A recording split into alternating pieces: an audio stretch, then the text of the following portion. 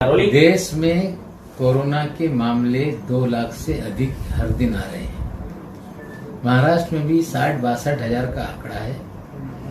महाराष्ट्र में और देश में ऑक्सीजन की किल्लत है, साथ ही साथ रेमडेसिविर की दवाओं की भी किल्लत हो गई है।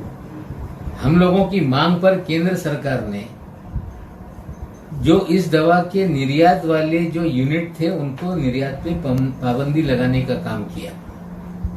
जो एक्सपोर्ट ओरिएंटेड यूनिट थे 16, वो लोग दवा विदेश में निर्यात नहीं कर पा रहे हैं। वे लोग सरकार से परमिशन मांग रहे थे कि हमें देश के भीतर बेचने की परमिशन दी जाए।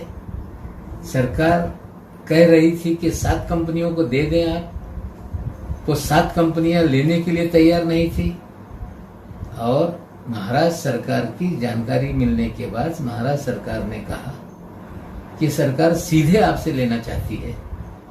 जैसे ही ये जानकारी उन लोगों ने केंद्र की सरकार को दिया, केंद्र की सरकार ने कहा कि आप महाराष्ट्र सरकार को सीधे देंगे तो आप पे कार्रवाई होगी।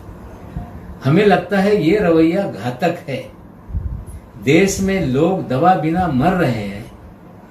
20 लाख इंजेक्शन एक्सपोर्ट नहीं हो सकते, कोई पॉलिसी सरकार नहीं बना पा रही है।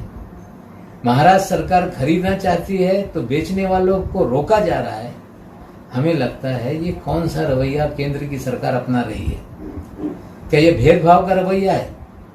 क्या महाराष्ट्र में रहने वाले भारत में हैं कि नहीं, ये केंद्र की सरकार को बताना पड़ेगा।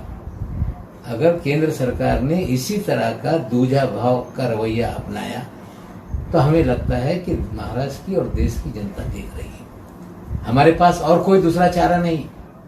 हमने हमारे जो फूड एंड ड्रग एडमिनिस्ट्रेशन के मंत्री हैं उनसे चर्चा की है। उन्हें कहा है कि कहां कहां ये स्टॉक है जानकारी लीजिए और सारा मामला सीज करके लोगों में तकसीम कीजिए। अगर इसी तरह से केंद्र रवैया अपनाएगी तो